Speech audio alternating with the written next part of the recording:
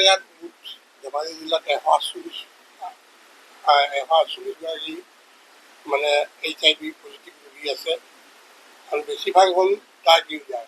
আমাৰ ইয়াত ড্ৰাগছ খোৱা ল'ৰা ছোৱালীবিলাকে একেটা চিৰিঞ্জেৰে বেজীটো পাৰি থাকে, পাৰি থকাৰ কাৰণে ইজনৰ পৰা সিজনলৈ বিয়পি যায়। HIV-টো হ'ল আপোনাৰ ইজনৰ পৰা ড্ৰাগ খোৱাবিলাকৰ কাৰণে বেছি হৈছে। আমাৰ ইয়াত ছেক্সুৱেল ইমান বেছি নাই, ডেকা ল'ৰাবিলাকৰ মাজত বেছিকৈ হৈছে।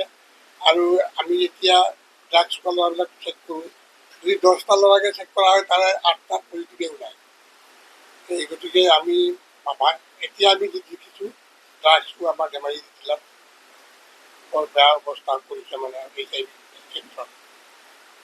আৰু এতিয়া আমি আমাৰ অসম চৰকাৰে এটা আঁচনি ৰূপায়ণ কৰিছে। এবাৰ HIV য'ত য'ত আছে সেইবিলাক জেগাত মানে আপোনাৰ 148টা য'ত য'ত জেগাত HIV আছে সেই জেগাবিলাকত আমাৰ এৱেৰনেছ মিটিং হ'ব 120খন গাঁও আৰু 60দিনীয়া কেম্পেইন এটা চলি আছে এই HIV ওপৰত।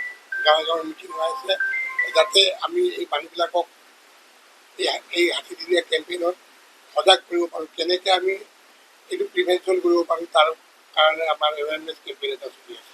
কোন কোন গাঁৱৰ পৰা ওলাইছে? এইটো স্পেচিফিক কোনো গাঁৱৰ পৰা বুলি কথা নাই, এইটো আজিকালি বেছিভাগ য'ত গোটেই ডিষ্ট্ৰিক্টতেই বিয়পি আছে।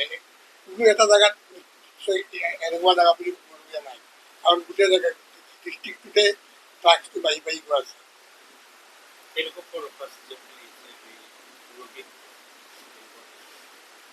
আমাৰ ফালৰ পৰা তেওঁলোকক বিনামূলীয়া চিকিৎসা কৰা হয়, তেওঁলোকক আৰু লগতে তেওঁলোকক সজাগ কৰা হয় আৰু NGO আছে তেওঁলোকক এইবিলাকক সজাগ কৰি গম পোৱাৰ লগে লগে তেওঁলোকক দৰৱৰ ব্যৱস্থা কৰা হয়।